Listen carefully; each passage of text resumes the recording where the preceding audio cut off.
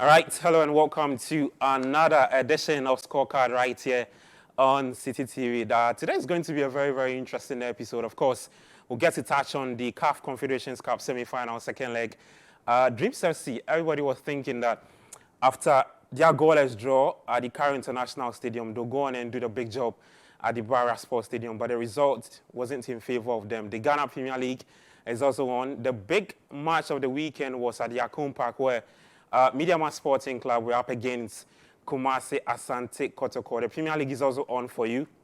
I will get to touch on the English Premier League, the Spanish La Liga, the German Bundesliga. Bayern Leverkusen, they delivered another drama. They don't want it very solemn.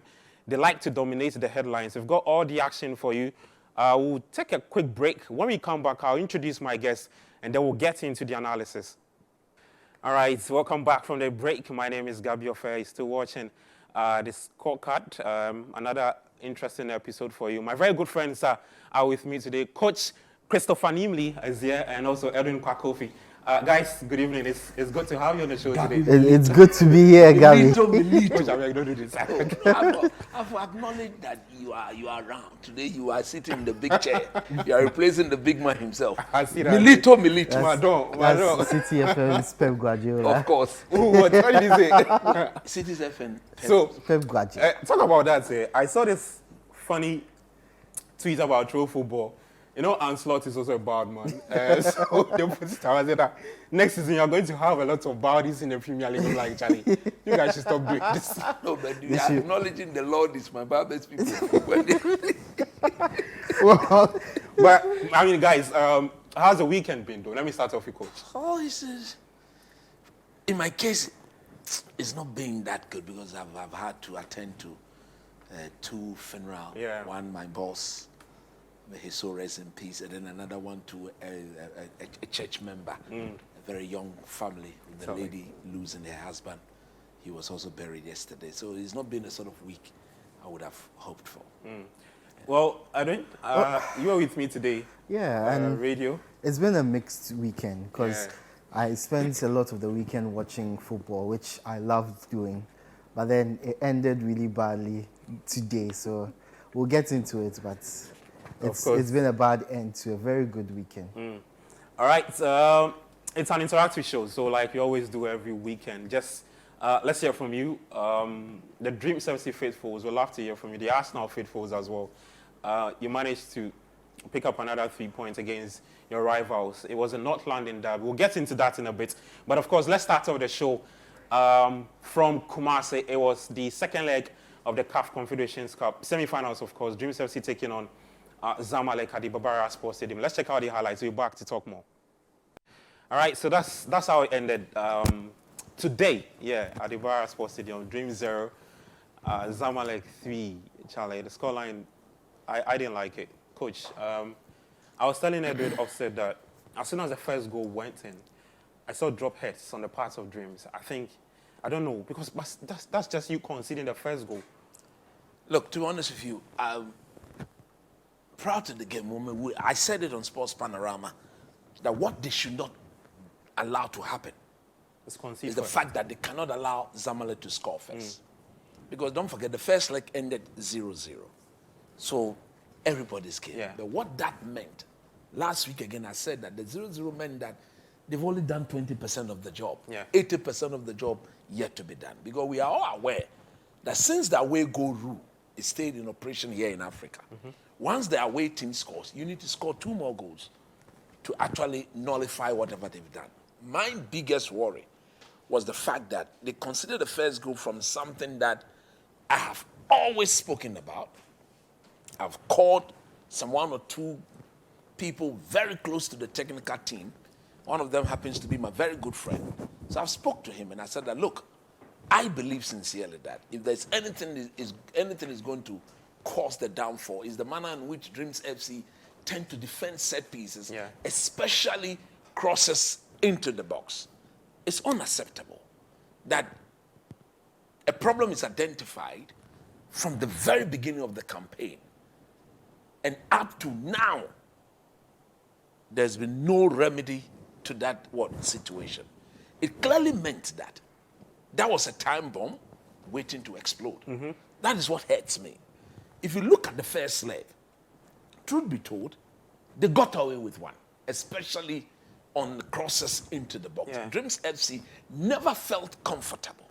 They've never felt comfortable dealing with Defending crosses, set pieces. So Zamalek themselves are aware. They've looked at Dreams FC. That is why in that first leg, most of the chances created came from crosses into the box. And again, to this one again, look at the corner kick. For the very first time in a long while, when they considered the corner kick, I saw two players mounting the no, that at this level, we've gone past that. So you just keep one of them there and allow the player who is seen to be marking to go and mark. Where was the marking? Because in terms of numbers, Dreams FC had numbers in the box to actually deal with the situation.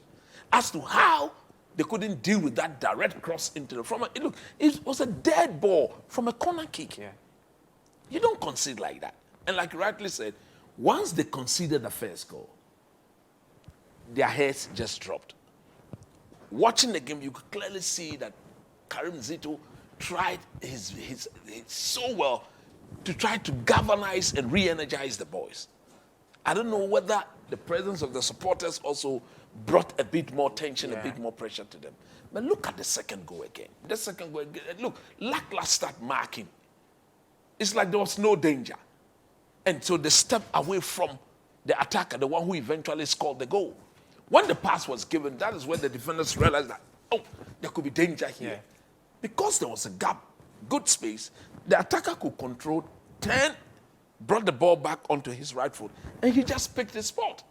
Low and hard. Once he had the target, we were done. And I believe that they never believed they could score 4 goals or 3 goals to win it. Once they went 2-0 down, yes, there were some decent chances here and there. That is where you needed them to be very, very composed. But look, Gabi, it's been a wonderful campaign. For me personally, I don't tend to glorify silver medal, bronze medal. I don't do that. Because I always tell myself, once there's gold, it's gold or nothing. Gold. It's either gold or nothing. But if you look at where our football is at the moment, the last time we saw a Ghanaian team came this close to making the final or to have made the final of any major continental competition was in 2004, 2005, where we had Hasselhoff and Kotoko compete in this very competition, the final of it. So for Dreams FC, a very young team, a very inexperienced team, a team who has never been at this stage before, for them to have done what they've done. Congratulations to what? Karim Zito, Dormon, Aminu Shadow, of course, the Ghana Football Association president. That is his team, whether he likes it or not. That is his team. And I think that they've done marvelously Prior to the well. game, he went to the camp to... Yes, of course. We all know the team belongs to him. They've done marvelously well. They can only look at this and say, look, we want to give it another try. I think they're still in the FA Cup. Yeah, they are saying themselves. So try win it. They will not win the league. Try win it again. So that, because personally, I will want them to win it because of the experience they've gotten. So that they'll go back into Africa and then try and give it a good shot again. Because winning this particular or any continental trophy on the continent, you need to go first, second, third. The House of Folk dominance in 2000, they had gone 98, 99 before they eventually won it in 2000. So congratulations to them. What is only painful is the fact that if they wanted to lose 3-0, they could have lost the 3-0 away in Egypt and not here at Badara. And I think that brings me to the point. So we spoke to a colleague in Kumasi today that this result we saw today at the Badara Sports Stadium should have happened at the Cairo International. Yeah, actually. So that when you come to Kumasi, you know that, okay, I'm 3-0 down. Let me just win for pride. Yes. Let's see if what I can.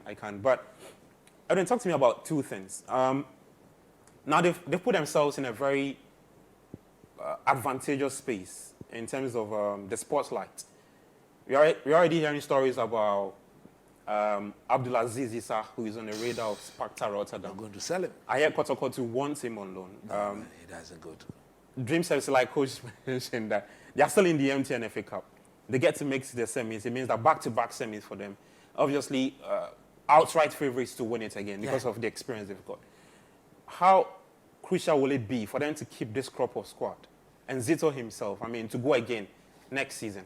Look, before I get to that, I like to address what coach ended with, and I don't agree that they should have Wait, which won. one? They should have lost 3-0 In Cairo. No, I said, What? if No, they wanted to lose. if they wanted to lose, yeah, They should have lost I it. don't agree with it because what the goalless draw in Cairo did, regardless of what they faced here, it's galvanized support for the team, galvanized support for a Ghanaian team, and that's very important. I get the point I'm making. Yeah, the fact that we've been able to marshal this kind of support, and you saw the crowd. At the it was Baba impressive. Stadium. Yeah, Yeah, it's impressive, regardless of the results, how it ended for Dreams FC. The fact that we're able to see such a crowd come and see our local team, one of the clubs, not a national team, not the Satellites or the Stars or the Starlets or the Queens or the Princesses. This is Dreams FC. Before then, you would have thought only Hearts of Folk, only Kotoko could pull such a crowd. Maybe Great Olympics if they did their things right. We had Has Kotoko open free gates. Yes. Nobody Yeah, went. no. Exactly. Even So with the Black Stars. That's I remember one particular game in the AFCON qualifiers where they had to open not free gate to the other stand, but to I think the popular stand and center line. yeah. We didn't get these numbers like we saw today. I was in Cape Coast for Ghana, Madagascar, the first game of the AFCON qualifiers. Yeah. There was virtually nobody at the stadium. And then right before the game, they opened the stadium for free. And you saw a few people coming. Still not enough numbers for the game, but a decent number, better than when they were paying for tickets.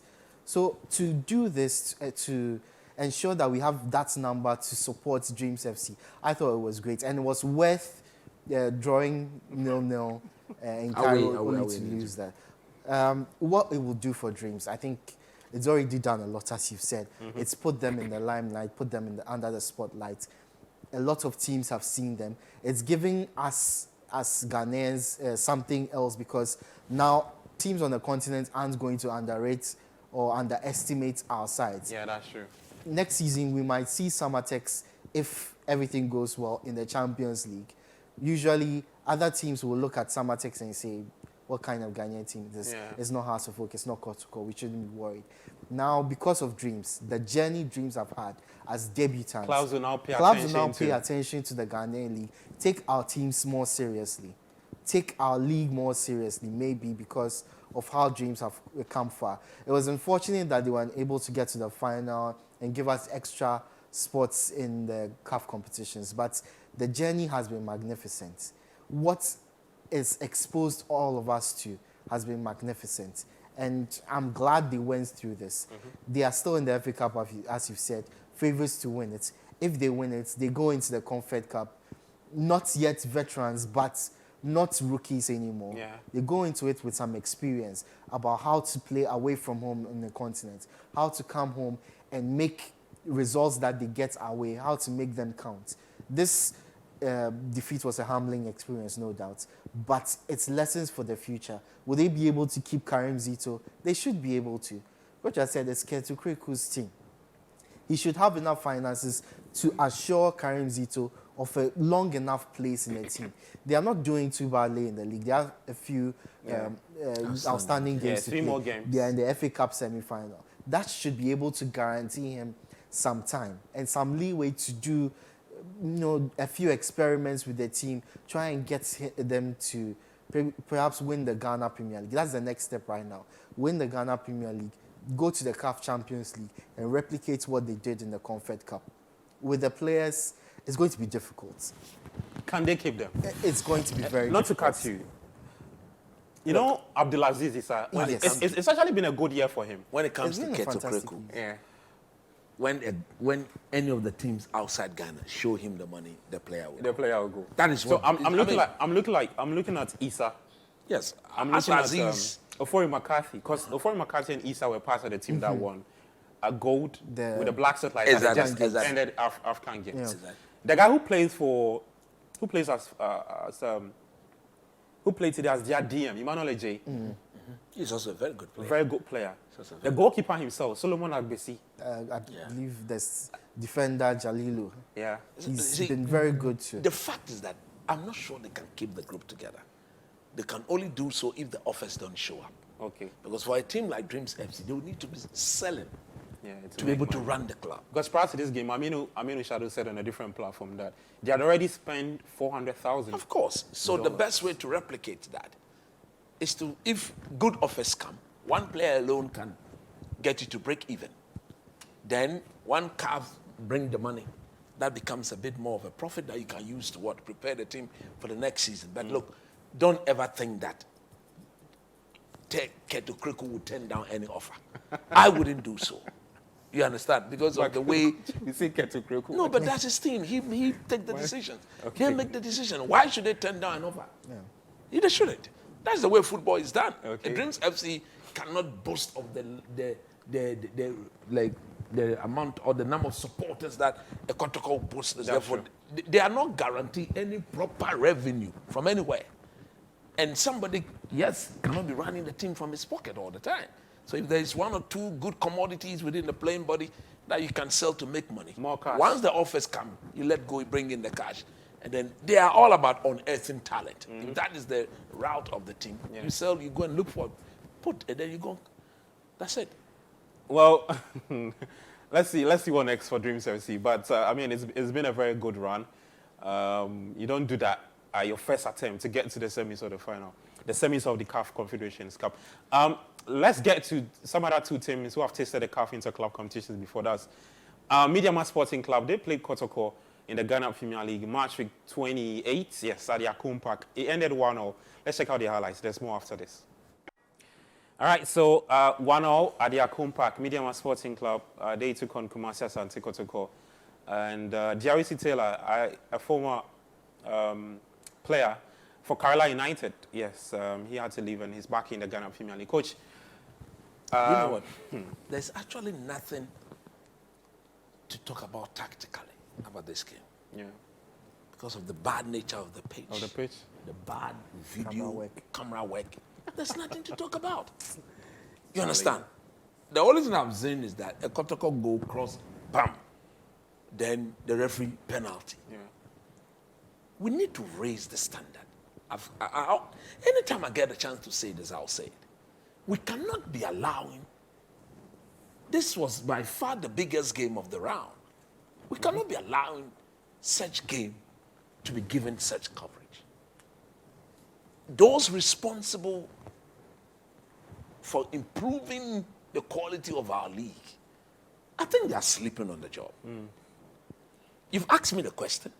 I'm struggling to say what I have to say. That's true, though. That's It's true, unacceptable because from the look, I think they're using only one camera.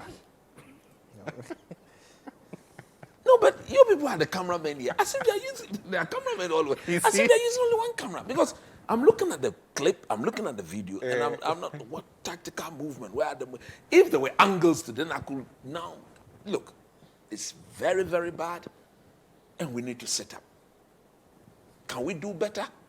By far, we can do better. But why are we even talking about doing better in what?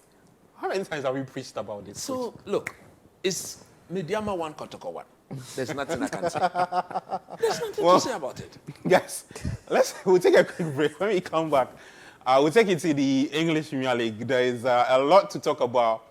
Manchester United, Chelsea, they were held to a 2-0 draw. Aston Villa, Liverpool, 2-2 with West Ham United. There's more for you. Don't change your dial. You're still watching Scorecard. My name is Gabi Ofer. We'll be back after this. All right, so welcome back. My name is Gabi Ofer, and you're still watching Scorecard right here on Citi TV. I'm doing this with Coach Christopher Nimley and Edwin Kofi.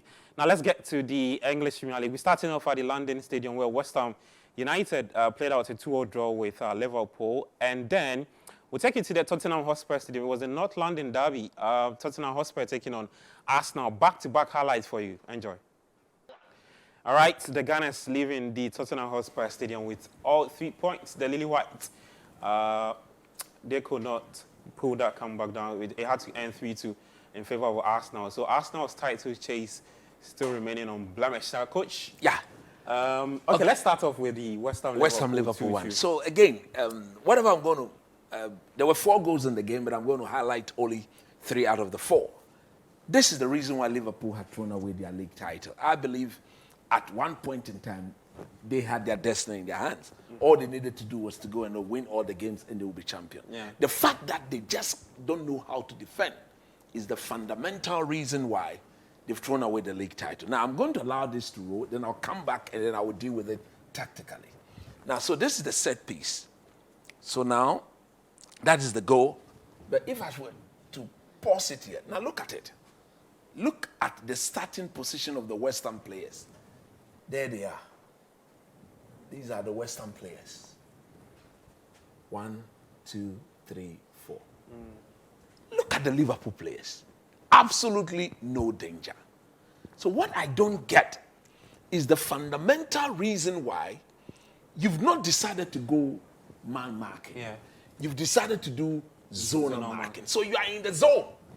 The Liverpool players are all in the zone. Let me just use this. So let me just start from here. They are all in the zone, there. So when the ball is put in there, you don't allow the West Ham players who were not in the zone at the beginning to come and then head the ball into now the back. Now attacking the space. Absolutely unacceptable. Once you decide to go zonal marking and you create the zone for you, there should have been Liverpool players blocking the runs of those 4 West Ham players. None of them attempt to block anybody. And therefore, Joe Bowen just had a free header on to goal. Look at Joe in goal. Rather, they turn the back and then nobody is blocking anybody. Unacceptable. And if you're a jogging club, you go mad as a result of this. We have decided to go zonal. So we make sure that once the ball is in our zone, we should be the one attacking the ball with intent and with purpose. There was nothing like that from the Liverpool team. Now let's go again. I don't want to, no, let me talk about the Robertson goal. This one fundamental on the part of what? West Ham. Let it go again. Look at here. Absolutely no danger. West Ham were in total control of this. Now, the Liverpool player knew that at this moment, this was what? Luis Diaz. He needed to hold on to the ball and now wait for arrival into the box. Look at the player who is arriving into the box. The left foot back, Andy Robertson. So because he realized that in terms of numbers, they were short of numbers. So he needed to add himself there. Fundamentally, if you pause it here, once the ball went to him, there were 2 West Ham players in the trajectory of the ball when Andy Robertson striking. I don't know why they were doing this, and they were doing this. And they were not rather diving to block the shot. These are goals that you don't see an Italian team concede.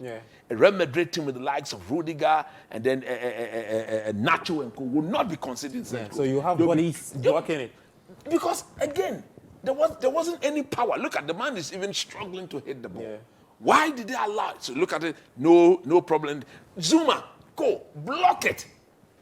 They just turned themselves in a way, and then that was a cheap goal to give away. The goal that actually annoyed me was the Antonio one. And yes, the young man, Kwanzaa, how I wish he would have accepted to play for the Black Stars of Ghana. But I think he plays for Scotland, isn't it? Yes. So he's decided to play for Scotland. He's so young, very inexperienced. And this goal highlights the level of inexperience in the young man. Watch this. I'll allow it to roll, then I'll come back. It's an individual error in my view. Why am I saying so? At the beginning of the move, look at where the move is. Everybody watch him. Watch him. So at this moment, he can feel Antonio. Okay. Here is the 2 of them. Just one mark to cover the 2 of them. This is Kwanzaa and Antonio. And at this moment, Antonio is in front of him. And he can feel Antonio. He knows Antonio is there. Now watch what he does. The moment Antonio moved away from me, he allowed him to go. Just give some. Now, where was Van Dijk? He was the most experienced. But at the end of the day, Van Dijk was playing on the left-hand side of the Liverpool center defensive pair. And I think that the young man inexperience really did show again just how he felt him. And Antonio just brushed him over. I'm not even sure Antonio, he was the one who allowed him to go. Once you allow him to go, he heads the ball. Again, to all the young strikers, look at what Antonio did. He headed the ball back to where it came from. You go look at Alisson. Alisson's movement meant that he was following the cross. Once the cross went in back, all he did was to look at it into the back of the net. So again, Liverpool inability to defend properly as a team, as a unit, Has cost them. means they've considered the most. I think they've considered the most goals of the Yeah. top three teams, yeah. and that means that you cannot win the league like that. Now let's go to the North London derby, Yeah. a game that every Arsenal fan knew. I knew they were going to win because of the very expansive nature of the Spurs' team. They want to outrun, outpress. They want to virtually do everything more than the opponent. He knows just You one need way to of be playing. smart. And look, and for me, the goal that actually cost them was the second goal, Saka's goal. Maybe I may not talk about the first one. Look at it. It is a corner kick. It's a corner for this ball. Actually, was a corner kick for Spurs. Yeah. Arsenal won the ball back. But what I don't understand is the fact that the manager of Spurs, Postecoglou, look at it. Look at his last man. Very high up the pitch. Too high up the pitch. This is Bukayo Saka. This is Saka. This is Saka. Look, if you have your last man here, at this stage it was 1-0. First half of the game. If you are losing the game 1-0, 90th minute, that is when you do this. You do this, yeah. You need to be smart as a manager. Because the next goal means that you are going to make life extremely difficult for your team. As to how he stood on the touchline, Spurs has a corner kick to go and play, and then he allowed them to press high up the pitch such that they had no man on the center line. Yeah. At least, if you want to do that, there should be a man. You see, I think he overly trusts Romero and the boy from Van de Ven. to recover on such games. But look, And they even cannot- with this, the recovery wasn't great because yes, I think there was an incident in the box where they were trying to. exactly. So you understand? So now look at Kahaves. No Spurs player there. I think the one who actually could have, I think Poro here could have just gone and committed the foul. But they knew where they were, so they were all now concerned. We needed to get back. We need to get back. We need to get back, or else we'll be exposed. And truly, brilliant pass by Kahaves. Look at Saka. You can see him pointing, giving the ball. Yeah. Look at the touch. And the touch Absolutely on beautiful. Now, could Ben Davies have done better? I think he should have forced Saka onto his right foot. He should have. But Saka knew. Saka also is aware that Ben Davies is extremely what? Left-footed. Yeah. So when he cuts this, that is on Ben Davies' unfavorable foot. But Ben Davies should have come, because if Saka had gone wide, look at the position of the goalkeeper. The angle favors the goalkeeper. So you push him wide, awaiting the covering from this other Spurs player. So it's more or less a 2v1 situation. What Ben Davies should have done was to pause and get Saka to understand that you are not coming on your left foot. And here at this moment, look, your hands should be at work. You are not pulling him down, but you are blocking him from not going past you onto his favorable. He didn't do that. He has his hand order, because if you push him wide, the angle favors the goalkeeper. Or delay him a bit. There wasn't any delay. And then Saka, brilliant. Once he came back onto his level, he didn't need to hit it hard. All he needed to do was to pick his spot. And then Arsenal were cruising. Look, they were actually cruising. Now let's go to the next goal that Spurs considered. That is the Kahaves goal. Most people haven't noticed this. Look, Arsenal must be credited for the manner in which they've executed their set pieces. They do a lot of things at the same time. A lot at the same time. A lot of things. And the stat says that they scored a lot of set piece this season. the most- 16 or 17. After this weekend, it's actually 21. 21 from set piece. set piece. That is absolutely fantastic. The last team to do that was Tony Pulis's team, West Bromwich. Yeah. Exactly. And that tells you the importance of set pieces in the game. They must be made to count. And Arsenal have made it. That is why, if you look at this, if you look at the fact that they've gotten 4 points off Man City, 4 points off Liverpool, they've shared the point with Villa, they've gotten 4 points off what? Spurs. Yeah. If they don't win the league, Beating Chelsea, Woto. they've bottled it. If they don't win this league, they've bottled it. Those 4 points against City and against Liverpool should be the difference in who wins the league. But unfortunately, they don't have their destiny in their hands. Now look at what they are doing here. I'll allow this to roll, then I'll bring it, and I'll point some few things out to you tactically. So allow it to roll. If you don't see what they are doing, if you don't look at it, go. Now, the most important player here, look at all the Arsenal players. Let me bring it back a little bit. Look at them. Yes. That's 1, 2, 3, 4, You see, 5, 6. they are all starting from what we normally say, the far post. Yeah. So every Spurs player here, look at the Spurs people. Who are you marking? Look at them. Completely. Wonderland. Look at them. 1, 2, 3, 6 of them. Who are they marking? Rather, all the Arsenal players are behind them. So the moment before the ball gets into motion, you saw all the Arsenal players now moving to the near post to attack the ball. Every movement of Arsenal player to the near post is clearly on the blind side of all the 6 Spurs players I have highlighted there. And you cannot afford, because that is your 18-yard box. You only afford to do when you are 100% sure that when the cross gets into the box, you are going to deal with the situation. They didn't do that. And the most important thing, everybody watch. Let me pause it here again. Before they started their movement towards the ball, there was nobody in front of the goalkeeper. Now, that took away the Spurs players' attention. They needed to protect their goalkeeper. Normally, at this level, you have a player protecting the goalkeeper. But because no Spurs player went to protect the Arsenal player, Ben White, they do a lot of things at the same time. Ben White, all he needed to do was to go and prevent the keeper from stepping, because that cross landed into the 6-yard box.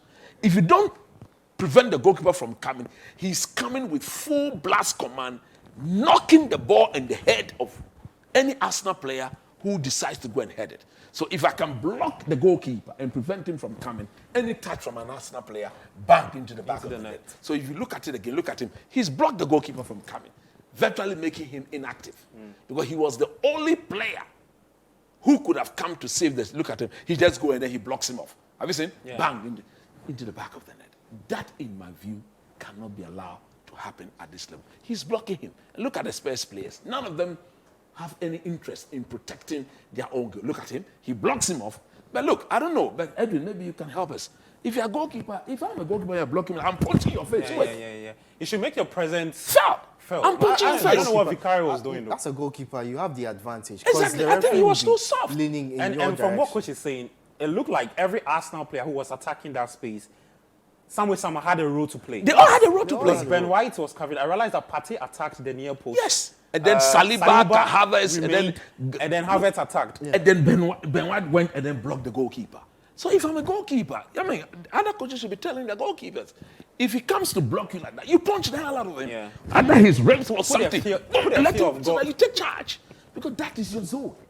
That is your zone. And you cannot be allowed, how can you be allowed to be bullied in your own zone? Yeah. Unacceptable. So again, look, credit must be given to us now. And I think the next goal I want to talk about, because for the sake of time, is the Romero goal. Look, I think that was the goal that nearly made a very comfortable day uncomfortable. Look at this Arsenal goalkeeper. What was he doing? What was he thinking? The gap. Look, he receives the ball from Saliba onto his right foot. Look at the gap. This is more than 10 yards. This is close to 18, 20 yards. So Saliba does the right thing. And in giving him the ball, look at the options he had. This is Gabriel. Clearly moving away wider for him to play the ball to him. He could have gone long. This is Thomas Partey. Partey, everybody knew that they had. And then Saliba, after giving him the ball, also went wide. If you roll this, indecision on his part. Am I going to go left? What is he doing? You can't do that. You cannot. If you watch the slow motion, look at him. Go to Gabriel. Where are you going? And even when he decided to use the left foot, he hesitated. There was a slight hesitation. Look at him. He hesitated. Can I go? No, he's gone. You don't do that when there are options. Look, I'm one of those coaches who believe that, yes, if the pitch would allow, it's better to play from the back. Our pitches here in Ghana would not allow any of our teams to build from the back. But these pitches will allow you. And once there are options to be exploited, take advantage. You have to take advantage of the best option. His decision to play the pass in between and over. It's like he was trying to go in the middle, I think then he was trying over. to He was lob trying it. to chip it. Yeah, over do that. Romero. Yes. You don't look at it. Trying to chip the ball. To Partey. What was that to Partey? Even Partey at that moment had already been eclipsed. So that was a very bad goal to give away. So look, Arsenal could count themselves extremely lucky because they were very comfortable at 3-0 down. This was the goal that actually brought Spurs back into the game. And I was listening to Edwin on air. If Spurs had a bit more time after the penalty, I think they would have rescued something. Yeah. It would have ended. Out of nothing. Yeah, 3-0. They would have rescued something. So look, you want to win the league, you don't have your destiny in your own hands. You don't commit or you don't do such giveaways. So look, goalkeepers, defenders, see the error ahead of you. When there's no time, just kick it wide and maintain the goal line. So look, tactically, this is all that I want to talk about today. Interesting. Edwin, just quick one, and then we'll go to Old Trafford and then the Villa Park for those two highlights. Look, it was an important win for Arsenal, and it speaks of Arteta's influence on this team. It's not just the fact that he believed in a player like Kai Havertz. It's not just the fact that he knew that Gabriel Magalhaes and Saliba was the perfect centre-back partnership for Arsenal, but also the set pieces. They have emphasized the attacking from set pieces. As he said, they've scored, before the weekend, it was 19 goals from set pieces. Those were 25% of the goals total Arsenal goals have scored this season. That's massive. A quarter. A quarter. Boy.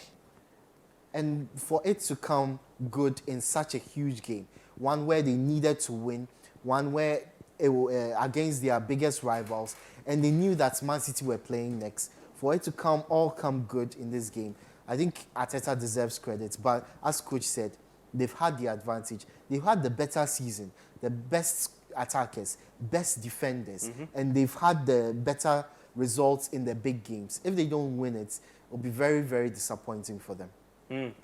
Arsenal taking the right boxes, but like Coach and Edwin said, they don't have the destiny in their hands. Manchester City has still got a game in hand. But what it means, a lot of positives to actually pick from, because Bukayo Saka registered his 15th goal of the season. Kai Havertz, 18-goal contribution in all competitions this season. All those things are individual records. Yeah. For me, it means nothing if they don't get their hands. That's true, though. But, I mean, for Havertz himself, a player who came in into the Arsenal setup and had to drag a lot of criticism because of the way he did not start. Well, I was telling Edwin that, look, Chelsea fans will not like these stats because somebody will say that Arteta has got the best out of the German in terms of what they are doing this season, though. Look, even at Chelsea, and especially at Bayer Leverkusen, you could tell that the ceiling was high for him. Yeah. It was just important to get him in the right system with players around him who could support him. You understand his weaknesses. Obviously, he has a lot of weaknesses. The fact that there are days where he looks very lackadaisical. There are days where he's not up to it finishing They say Thomas Tuchel, they use him all over the place. Which is fine. Even Arteta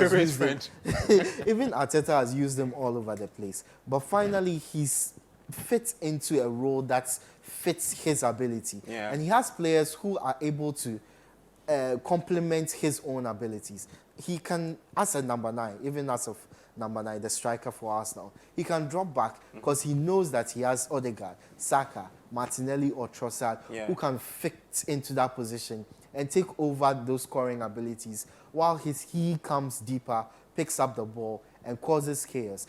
I think under Chelsea, he wasn't giving enough time, enough support in his bad days to get him through those moments, and he eventually left to Arsenal. At Arsenal, it started roughly, but I think he's getting the support he needed from the manager, from his teammates, to build himself into the team and fits right in.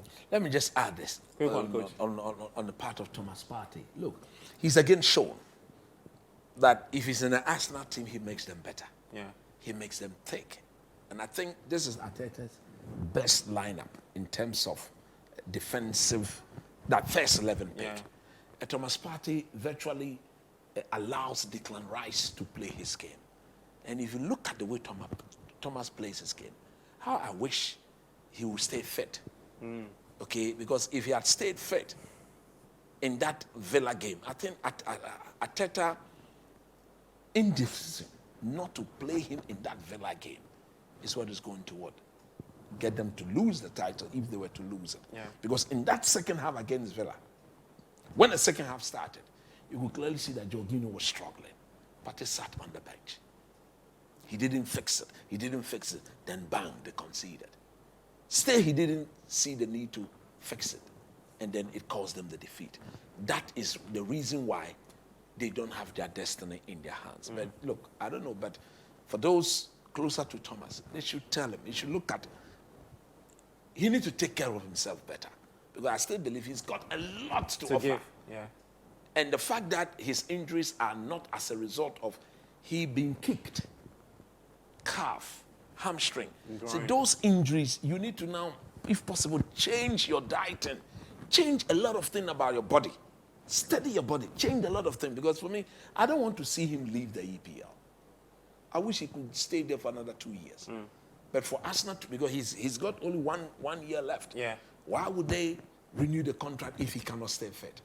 And they are still looking at the Aston Villa boy, Douglas Costa. Yeah. I think if they get him, then he has to leave. But You mean he Douglas needs to- Luiz? Yeah, Douglas Luiz.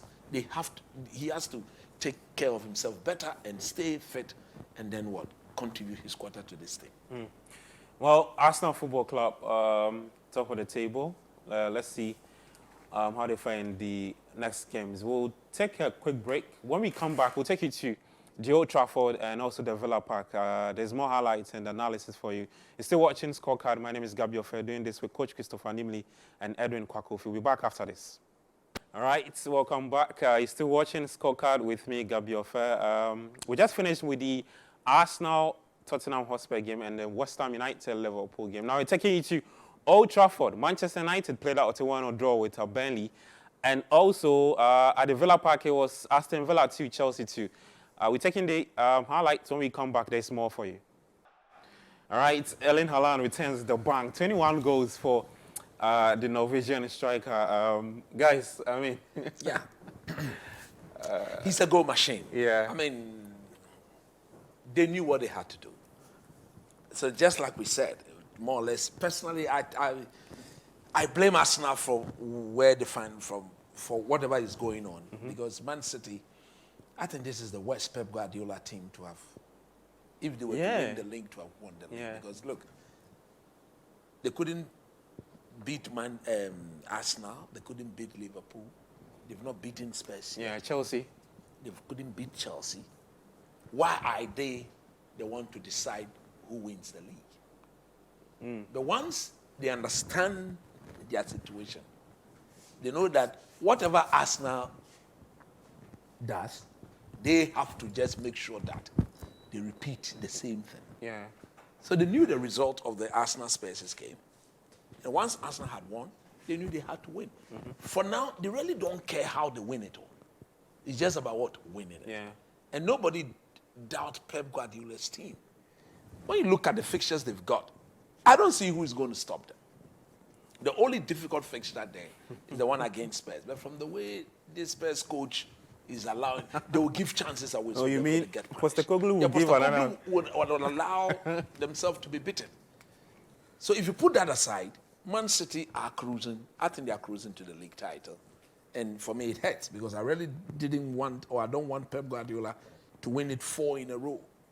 You cannot, if you're a club, you're a Teta, you can't allow that to happen. Let me just have a bite on the Manchester United game. Look, I've listened to a lot of people. How do you blame Erik ten Hag for this result? Okay. You can't. The man puts a team out there.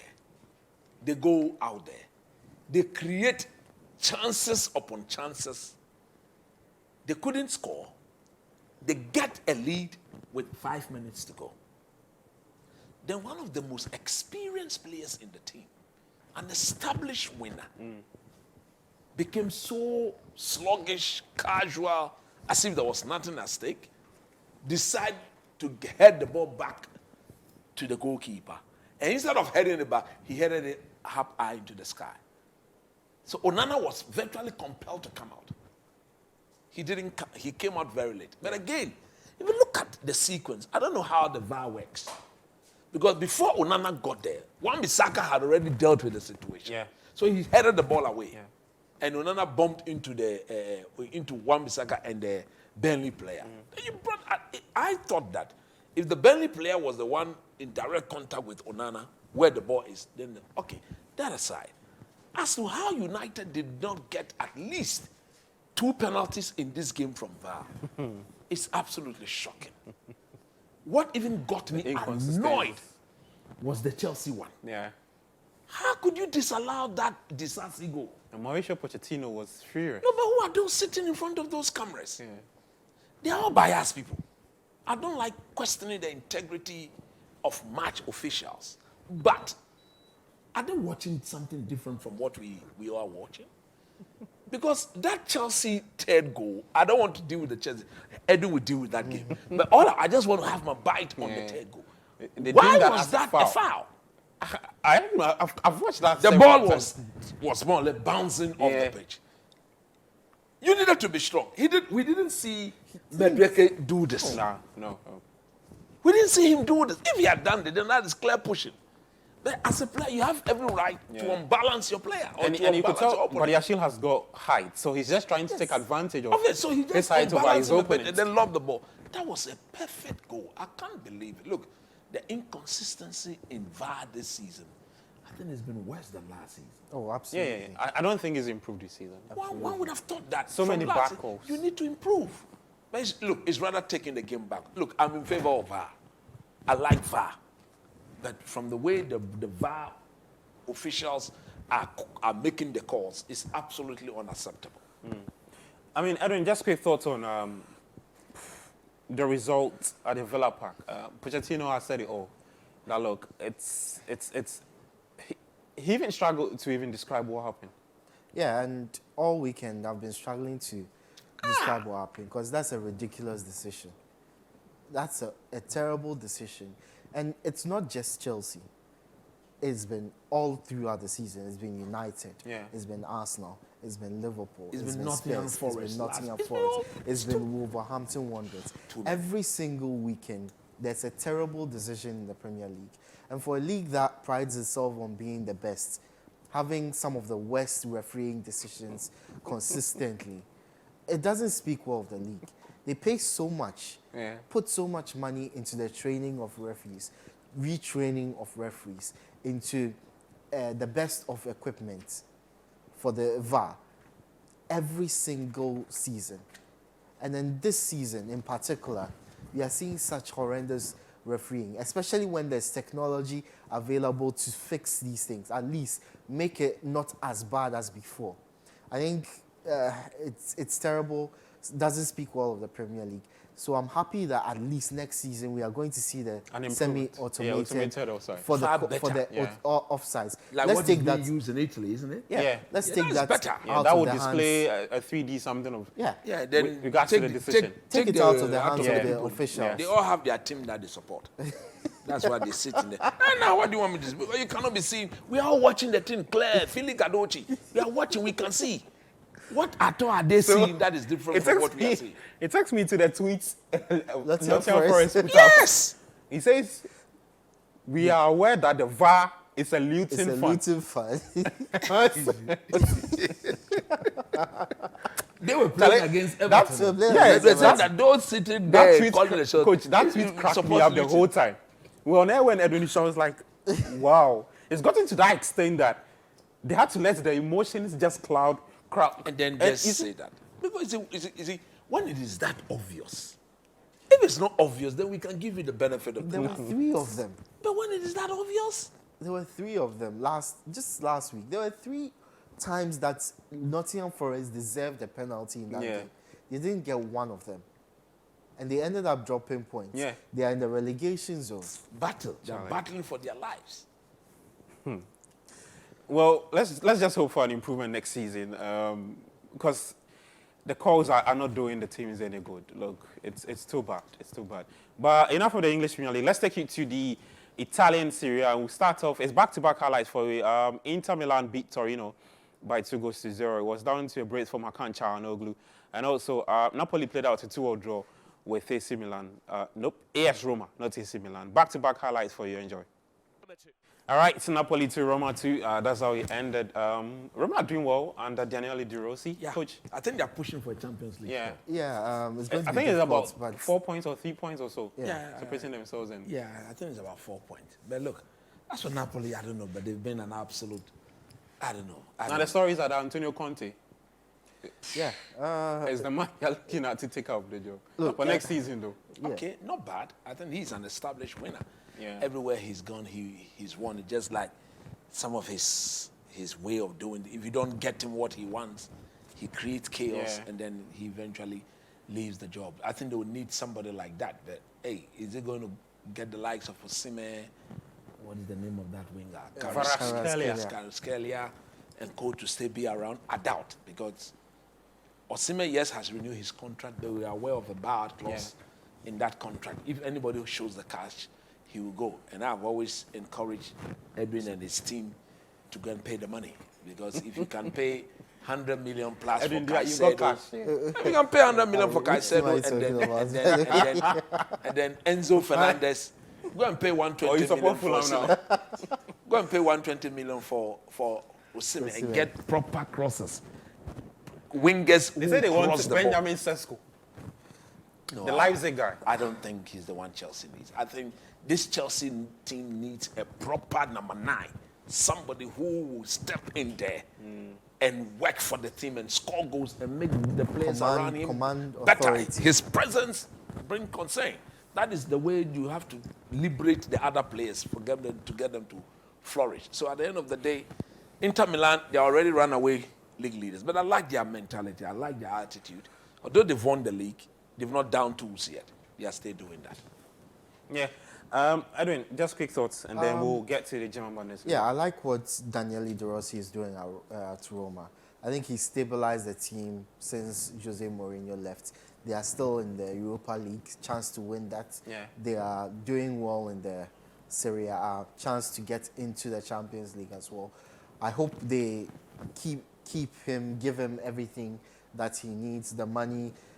One thing that Mourinho complained about was not being able to get the players he needed into the squad to get them to play the football he needed. I hope it changes for Daniele De Rossi, because he's a son of the club. I'm sure they would want to provide for him and ensure he is as good as he can be for the club, because he's done a wonderful job. And Inter Milan are playing some wonderful football. I think for a team that has already won the Serie A by a huge margin, to still be hungry for wins, to still be hungry for goals, and to still be hungry for clean sheets. I think it says a lot about the club, and club that Simone Inzaghi I like has. the coach. Yeah, he's like the done really, really well at the club. Big stuff. Now let's take it to the German Bundesliga. Bayer Leverkusen, yes, again, that's the team on everybody's lips. Like Xabi Alonso, boys say righty, they are thriving on some black magic because Charlie, the last minute goes and his score is too much. Let's check out that highlights, and also Bayern Munich taking on Frankfurt. All right, what I want to say is that we are all Bayer Leverkusen supporters. Coach, quick thoughts. Xabi Alonso, 46 games unbeaten. Absolutely brilliant. How are they doing this, though? Brilliant. I mean, it's the mentality of the coach. If you saw him play, during his playing days, he was an established winner. Very pragmatic, very technical, tactically astute. I listened to Jose Mourinho where he said that Alonso's father was a coach. And Alonso has played with under Mourinho, Benitez, Ancelotti. I think Zidane, or he didn't play under Zidane. No, he didn't play. And Mourinho was like, if you've been coached by these coaches, there's absolutely and Pep Guardiola, there's absolutely no reason why he shouldn't be doing what he's doing. And for them to have kept their mentality, you can clearly say they are playing to more or less equal or break the Arsenal record of an unbeaten in the European top leagues. And the football is sumptuous. I think they should focus on the Europa League and try and win it. Yeah, they're in the cup final too. Yeah. Yes, that one will wrap it up. Yeah, I think that they've done a really good job for themselves. For Bayern, it was important for them to win this game, not just because it gets them closer to Bayer Leverkusen, cuts the gap, makes it less embarrassing for themselves. It is but embarrassing. Also, it is, but makes it less They need the embarrassing. form. to go and play Real Madrid. Exactly, and they are playing in the Champions League, so they need the form, the momentum. And Harry Kane is scoring goals. I've already spoken about Harry Kane, how he's my favorite for the Ballon d'Or. I think he's broken the record, or he's equal the He's All-time He's equal, Bundesliga record, 42 so goals in a season. every chance for him to break that record if he hasn't already. But it's good to have him in form going into a game against Real Madrid. Okay. Let me read some of the messages that you've sent across. This one is from Dallas Inside Tim and says, hello guys, I have a strong belief that Manchester City will drop a point. So the league is for the Gunners. Okay. Coach, this is for you. He says, I love your outfit. You look like a Manchester United board member. Right from... He's not serious. He's the Gunners. If you support the club, you look like one. Don't mind him. He's not serious. This one says, when Salah found out Jurgen Klopp wanted Gillian Brandt over him in since 2017, he wanted to beat the manager on Saturday afternoon. Okay. King Selassie from Adenta. It says, bonsoir to you all over there. Edia TV watching from Lomé, Togo. I just want to say merci beaucoup to you for all what you've been doing as far as football is concerned. All right, thank you so much. Keep watching the show.